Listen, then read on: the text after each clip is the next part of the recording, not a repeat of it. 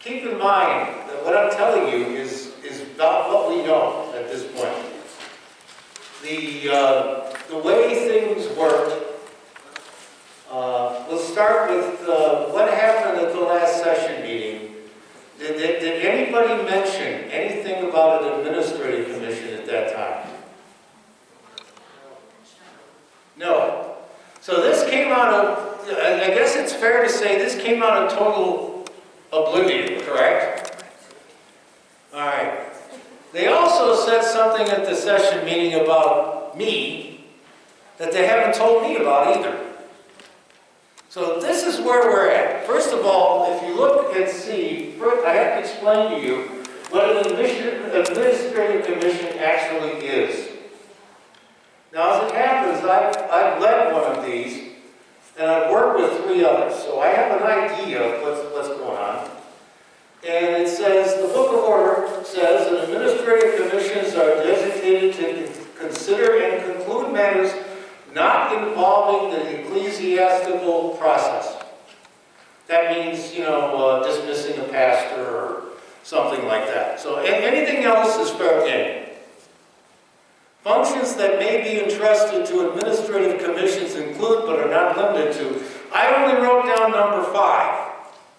It says, presbyteries visiting congregations of which they have an immediate jurisdiction. In other words, a presbytery can only have an administrative commission on a church as part of their presbytery. That I reported to be affected with disorder and inquiring into and settling the difficulties therein. We'll get into that. A commission of the presbytery shall be composed of ruling elders and ministers of the word and sacrament in numbers nearly as equal as possible and sufficient to accomplish their work. A quorum of any commission shall be established by the designating council, in other words, the presbytery, but in no case shall it be less than the majority of its members. The Committee on Ministry has met with you how many times? 2 times. 3. Oh yeah, 3 times. They have determined that a need for an administrative commission exists based on those 3 meetings. The vote will be taken tomorrow night as part of the presbytery meeting. We did not know about this until the meeting call came out. The call to a presbytery meeting is the list of all the businesses going to be conducted. First time any of you saw it, first time I saw it. So I immediately emailed it to Thelma, who has pretty much, distributed it everywhere. And here's a breakdown of what it says. The Wycliffe Presbyterian Church has recently lost its pastor, is in a period of transition, is facing financial difficulties, has issues with its physical plan, and needs to consider the mission and ministry. Trusting that God cares for and loves the Wycliffe PC faith and community, and believing we are called to be disciples of Christ, the Committee on Ministry recommends that the presbytery form an administrative commission. The administrative commission shall have the following duties and powers. Now I'll read them and then we'll get into some of the other stuff, what it all means. Okay. That's, first of all, coordinate with the Committee on Ministry, the Committee on Vitality, and the Committee on Operations in efforts to assist the congregation consider options for future ministry. Not sure exactly what they mean by that, but I think I got an idea. To visualize and verbalize what God is calling them to be and do in the ministry and mission. This one is one that I have no idea where it came from. It says to evaluate the thrift store's effectiveness as an instrument of mission. Thelma and I talked about it. We don't know where that idea came from, but it's there. They also want to challenge this church to look for new opportunities and how to be the church. Point 2, to work with the session and moderator for immediate review of the financial situation, including any endowment funds and their use. 3, to work with the session and moderator to assess the condition of the current physical plant and consider other meeting space possibilities. To consider what is needed from a building in order to support their ministry. To assist the session and moderator in addressing maintenance issues of the current structure. to help the session moderator articulate what they need and can afford in pastoral leadership, to assist the session moderator in evaluating current potential giving from members and friends of the congregation. Point number 6, this is a key one. If necessary, to assume original jurisdiction. That means if they don't like what we do, they're going to take over. They say they have to report to the presbytery at least every 4 months, and they have to put it all in the records. So we've read all of this. Now, what does all of this mean? First of all, the first point. Coordination between the Committee on Ministry on Vitality and Operations means that at least one member of the commission is going to be from each of these ministries. More than likely. On the back page. They will make sure that each of their committee interests, whatever they are served. Now, what do they want? Well, the Committee on Ministry wants to make sure that the line between ruling and teaching elders is properly maintained and properly compensated. I think that's a very fair statement based on what they've told you, correct? Yes. Okay. The Committee on Vitality is interested in vital congregations, and that includes evangelism, stewardship, small group activities, worship, and all that kind of thing. I'm on the Committee on Vitality. I brought vital congregations to this presbytery. I know as much or more about it than anybody else does. Committee on Operations is interested in care of the building, ability to pay the bills, and some resolution of this loan that's been out there for at least, 30, 40 years? I don't know how long. 40 years. 40 years, that's what I thought. Information from the Administrative Commission meetings will be fed back to each committee. So in other words, this commission is going to be meeting by itself somewhere, maybe even in here. The session must address these things head on. If they don't, the Administrative Commission will force solutions on you. That's what they use the word challenge. That's what challenge means. Either do what we say or we're going to make you do it. Now, point number 2. A financial analysis needs to be done now. They'll require this one right away. The church needs to prepare a presentation and a long-range projection. Dom and I have talked about the Presbyterian Foundation. They do this stuff for free. And I have connections with these folks. So we can do the analysis before the Presbytery asks us to. Okay? And the Presbyterian Foundation is very, very easy to work with. They're a really nice bunch of people, especially the ones I know. Basically, you just fill out the form, they send it in, and they send you a nice report. I mean, the one they sent for First Illyria was like 14 pages thick, based on the information we gave them. So that's something that's got to be done right away. Now, point number 3. All of a sudden, this presbytery's gotten this idea that church buildings no longer fit ministries. Those of you who know Noble Road, anybody ever been to Noble Road? They sold their building, and they moved into Lyndhurst. So they said, we don't need that building anymore. Too big. We can't handle it. And everybody thought this was a great idea. Now, what happened in Lyndhurst? They're beginning to ask the same question. So now they're trying to, at this next meeting on tomorrow night, they're going to talk about federating with a UCC church in Richmond Heights to share their building. Make it more involved. The church in Berea is now a federated church. It's half UCC, half Presbyterian. And they just went through a financial campaign to upgrade their building less than 15 years ago. This is the kind of thing that the Administrative Commission wants to pursue with you. So you have to ask the question, this is your home. How important is it to you? And are you willing to fight for it? Now, right now the church, if they can find one, I know there's a guy, I knew a couple of them that worked on the churches on the west side that charged like $12 an hour for handyman stuff. Didn't matter what it was. And And, they can fix things like the tile, for example, in the conference room that's missing, and any paint spots that need to be touched up. They're probably going to say something about the entry door. And also the little railing that's up on the second floor outside. There are people who are church-related that will do this stuff for next to nothing if it's for a church. We just have to find them. Now, point number 4. That's the one that had to do with pastoral leadership. At this time, North Kingsville and First Ashtabula, they go together. They're sharing the pastor now. Now, they're 2 different towns, but they're only like 4 or 5 miles apart. So one pastor can get from one place to another. It's all country roads. It's not like driving through Cleveland. On top of that, Ashtabula East Side and Trinity Ashtabula are in the process of yoking themselves, so they will have one pastor. Now, do you know Sandy Seton Todd? Anybody? Former moderator. Very, very good pastor. She was pastor at Church of the Western Reserve. All of a sudden, Mentor got into trouble. So she volunteered to take over as pastor of Mentor, and has been there ever since. That's about 5 years.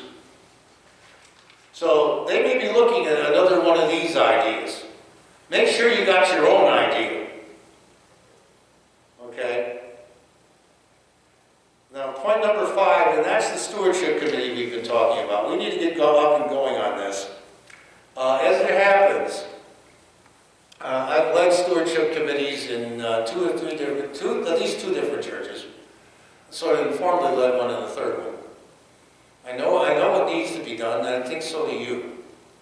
But we can do a quick analysis and do all the stuff that the Presbytery wants done. Besides, my real degree is in business administration, a master's. So we can really make this go if we work together. And if we deal with the Presbyterian Foundation, we'll have all the numbers we need to do that. And again, point number 6, I bolded. You do not want the Administrative Commission to take over original jurisdiction. Absolutely do not. Because once they take over, they take over. This has happened two other times in my years with the Presbytery.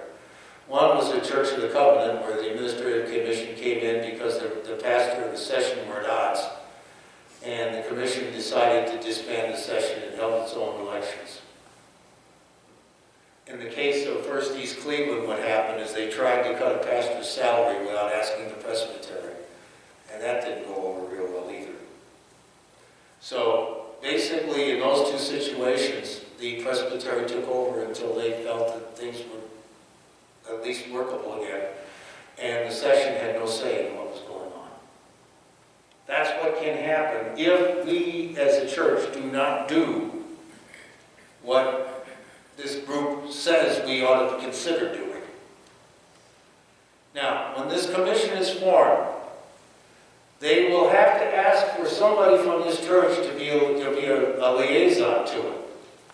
They are not allowed to meet in a dark room with cigars or anything like that. They have to tell, somebody from the church has to be there for their deliberations.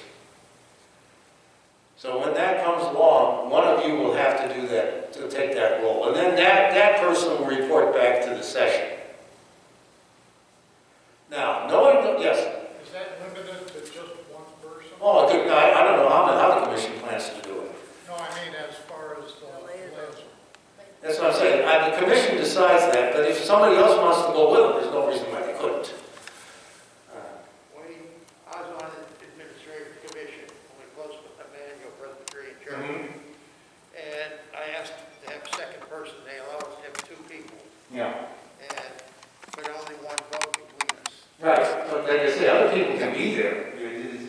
See, this is where it gets messy. Here's what happens next. Now, if they decide, remember, they haven't voted on it yet.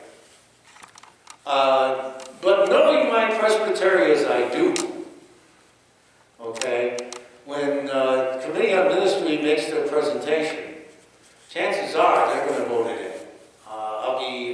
Now, they might table it for some reason, but its chances are they're not going to vote it down. So keep this in mind. Tomorrow night, we have to have, hopefully we're going to have we're allowed 2 commissioners. As far as we're concerned, Kelly, we just elected them. They're done. They're out. Whoever they are. And it's done online, so I will try my best to be here in the office to set that up, to make sure that those 2 individuals because the way it works, you have to answer the email that they send you, and what that does is it says, this is that person, and then Josh checks to make sure that matches on the list, and it's a voting member, and all that sort of thing. But you should be there. You at least deserve to hear what everybody else is saying about you. You deserve the right to hear what everybody else is saying about you, especially if it's incorrect. Remember, your commissioner has the right to, they have this silly thing where you have to click a button and it raises your hand, and that's how you get recognized in these things. You have the right to say, hey, where did that come from? That's not true. So this is your shot. If no one's there from this church, you know what they say? Well, they don't care, so obviously the administrative commission is what they need right now. You see? That's the way they look at the world. Administrative commissions I'm talking about. I've been through this before. I led the administrative commission to close Miles Park, for example. And I was involved with the administrative commission that closed First Lorraine and First Elyria because I was the pastor at both of those. And I was also involved with the administrative commission at Westlake, which got a little messy. So I understand how these things go. I also know that even if they vote for it tonight, the way things are going in my presbytery right now, it might take them 3 or 4 months to find enough people to get on this thing. I doubt if they've got some people in mind already. I'd be stunned if they do. So it might be 3 or 4 or 5. That gives us time. That gives us time to start doing the things that they want us to do, so we're already hitting the ground running by the time they get here. See, the way these things work, the moderator has to determine who to put on these things, who to make the chair. You have to get somebody to make the chair, and then you have to find other people to fill it. And you say, well, okay, that's nice. But if you read the call, there's 2 other commissions that are being formed at the same time. Okay? So you got 3 administrative commissions that they got to find people to fill. You don't do that in a week. So that's to our advantage. So this is the way it's going.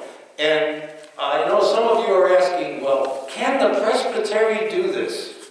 The answer is yes, they can. Yes, they can.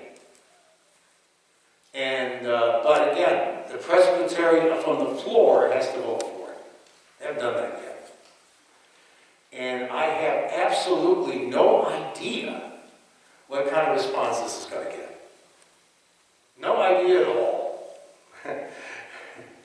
Depends on how many friends you have in the churches around here. No, seriously, I don't know. This could go any direction. My presbytery's history has been, once this door opens, it can go all kinds of different directions. And you've been on an administrative commission. You know how this goes. Sometimes, they tell you that they want certain things done. Sometimes the administrative commission thinks of things on their own. And sometimes they try to do things and they don't work out. Well, the one I was on, it was a foregone conclusion that we were going to close. Right, I understand that. And it was just disposing of the assets and going through some of the records they need to keep, and that was it. Yes. And that lasted probably about 6 months. That's what I'm saying, see? And not only that, all the people around here were probably from around here, weren't they? I knew some of them, and they were from, I'll say say the east side. Yeah, that's what I'm saying. Usually the people that are on it are people from around here, at least know something about it. So that's where it's at. Are there any other questions about this? I just want everybody to understand that this is not something that you ignore. This is something that's very serious. And like I said, I have no idea whose idea this was. I have no idea. This came out of the blue to me and everybody else. We don't know who when it says the session and the moderator, we don't know who the moderator is they're talking. We don't know anything yet. But my suggestion to you is, there are things we can do together right now. And everybody says, well, you're only pulpit supply. That's right, I am. But I've also seen what can happen with these things. And I'm one of these guys that when I see something like this going on, and when I see that maybe this isn't the right way to handle things, I have this bad habit of taking my coat off and putting it down, and unbuttoning my collar, my cuff buttons here, finally get home, open, and kind of rolling up the sleeves like this, and saying, hey, anybody want to go along? That's up to all of you, okay? This is unfortunately not a one-person job. This is going to require all hands on deck. But I have a feeling that you have enough concern for this ministry and enough concern for what you've built so far that I think you can count on all hands on deck. I will be there tomorrow night, and I did register. Good, because that's what happens is your name comes up underneath. So when so they know who it's you. They also know what I look like, so that I can't masquerade as you. So, or I certainly can't masquerade as Thelma or Kelly or anybody else either. So they know who I am. And because of my unique situation, this is going to sound weird, but it's true. I was a member of First Valerian when it closed. And I'm between churches, and I'm not commissioned, which means, believe it or not, I do not have voice or vote in this presbytery meeting. Now, I can go and watch. Would I have a vote? Oh, sure. Absolutely. If they take the vote away from you, then they're really going to make some people angry. Do both people have votes? We have 2 votes? Yeah, you have 2 votes. Both people that are commissioners, they have those votes. They just have to register as a commissioner. Because that little drop-down box comes and it says, ruling elder voter, ruling elder. Yes? My question is, voting on these things, is it everybody, like including elder commissioners, or is this like some sort of higher level Presbyterian people that vote? No. This is the only the elder minister commissioners enrolled for that meeting. So people from other churches Oh yeah. vote on whether a particular church can. Yeah. So John Knox is voting on your future. So is First National Beulah, for that matter. That's why I say I have absolutely no idea how this is going to turn out. Because like I told you, some of these churches are yoking, some of these churches have had pastors placed on them. I don't know what they're going to say. Also, all churches now have 2 votes except Fairmont and John Knox, who has 4. Okay, they used to do it in some other formula where there was 1, 2, 3, 4, 5, and 6. So it's going across that way. Yes. This loan, is there a definite paper trail that shows that there was a loan and it's still owed on, or is there not? Well, let me answer it this way. Back in 2000, I was on the Committee on Operations. It was called the Administrative Ministry then, and we saw the loan. Okay. It was there. But it was declared pretty much non-performing then. Okay, because there were several of these. Basically, the loan itself had to do with the, what do you call it here? The schism or the split? The split. It had to do with the split, and the idea was that those of you that remained behind, they would give you a loan to get back on your feet again. That's where it came from. Yeah. Just a thing on that registration, my understanding, you have to be registered 24 hours before the meeting, Yes, so we need another person. right. Ellie, are you gonna do it? If you're not going to, then I will. I mean, with work, you know, I don't know if I want to commit to that, with like work, everything else going on. But if you're able to do it, Thelma, go ahead. Okay, then I guess I'll register. So register as soon as you get the chance when you get home. I think it has to be done by. Month. I think the registration has to be done by noon By tomorrow. noon tomorrow. Yeah, because that's when they start sending out the links. Yeah. So basically, the way the press, by the way, if we're meeting here, which I hope to do, the weather being what it is, also they have worship and they're going to have communion, so you need some sort of a grape juice and some bread or something. But basically the way these meetings work is there's it starts out with some things that we do at the beginning of the meeting, you know, consent agenda, this, that, and the other thing. Then they go into worship, and then they start getting into business. And I think we're pretty high up on the agenda, if I recall correctly.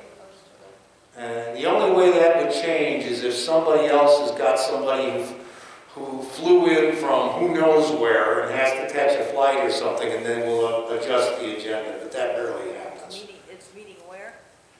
It's a Zoom meeting, so there's no place. I mean, so Judy Mitchell is running this meeting from her house.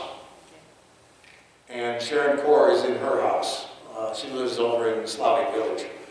So you'll see a whole lot of different backgrounds and easy chairs and all kinds of things. So that's why you got to have the little hand that goes up, because it's all electronic now. And We each have to be on our own computer. well, yeah. Or actually, you know, if you're both registered, two of you could be on one.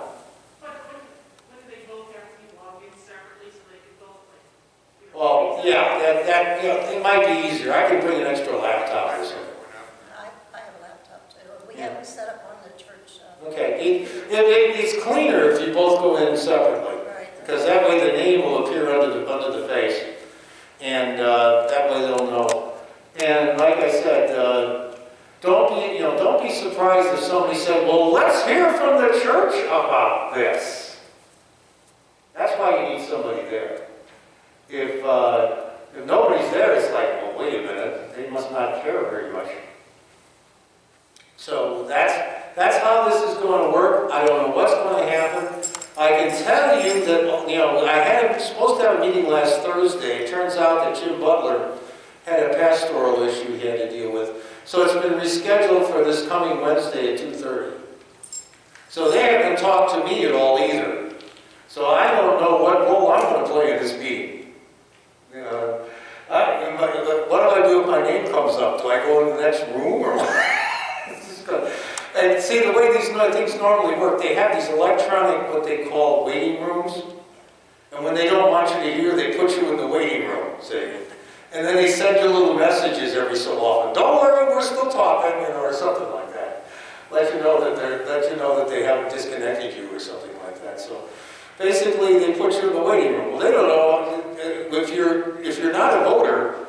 They may not even know you're there. So we'll see how this goes.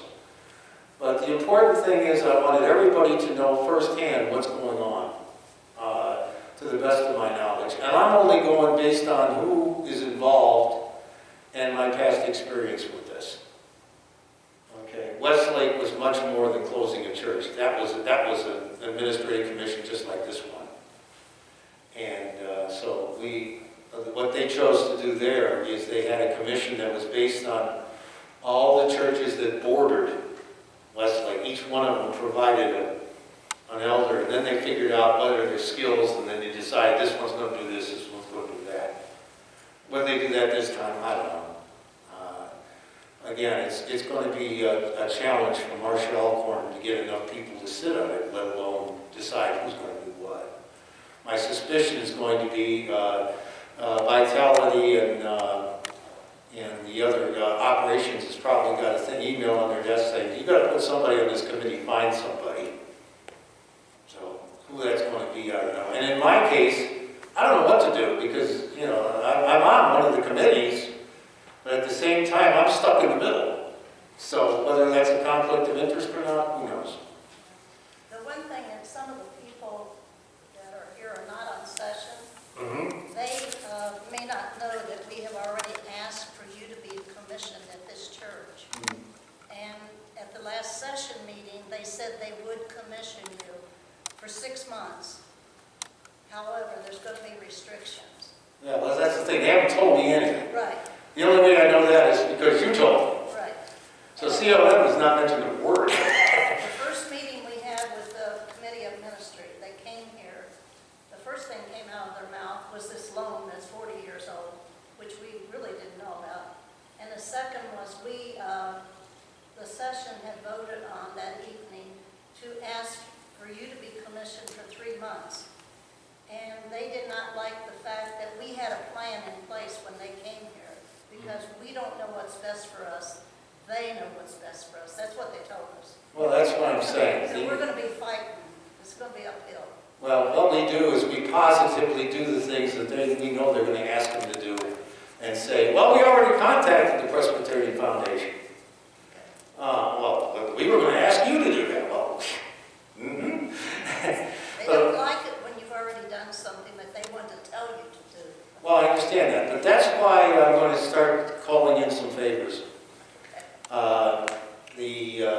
Like I said, I've worked with the Presbyterian Foundation, and Paul Grier and I did a lot of work in Elyria. Paul Grier was here, he spoke at Bethany, we talked the same language. He's an MBA, I'm an MBA, of course he's from Georgia, so he talks funny. But, that's my contact, I'll go through him and see where that leads. He is now the manager of what they call regeneration, transforming congregations and such. So he's a resource. If I can get him on board, then nobody will dispute it because he's like the church's answer to that sort of thing. Also, like I said, I've done presentations for this presbytery before on finances and giving and all that other kind of stuff. So I know what they're after. And not only that, I'm doggone good with spreadsheets. I mean, the first spreadsheet I had was in 1982. So I can make them do things that, come out with pretty colors and charts and graphs and stuff. And if nothing else, will impress them. Is there any other questions? What would happen to our church if you weren't here today telling us and informing us on all of this? Well, chances are you would not have had a commissioner in the meeting. Which means this would have happened without you even knowing about it. That's what I'm, Yeah. And that's not fair. No, not. Especially since we have Bruce Reyes Chow on Tuesday talking to us about kindness. Doing something like this does not define to me to be kind. So I'm going to ask him on Tuesday about the chapter he should have written, in the book he should have written, and that is how you establish kindness within our own denomination. Because sometimes we don't do a real good job of that. And this is one of those cases. So am I taking the heat for the presbytery's mistakes? Yeah. But at the same time, you have to be prepared. And that's the only fair thing I can think of to do. Not only that, they also seem to think that I'm just kind of out here. And now all of a sudden I don't know what to say or do. It's like going through a minefield. You got to make sure that you step right and you talk right and don't step here because you're done. So, are there any other questions for today?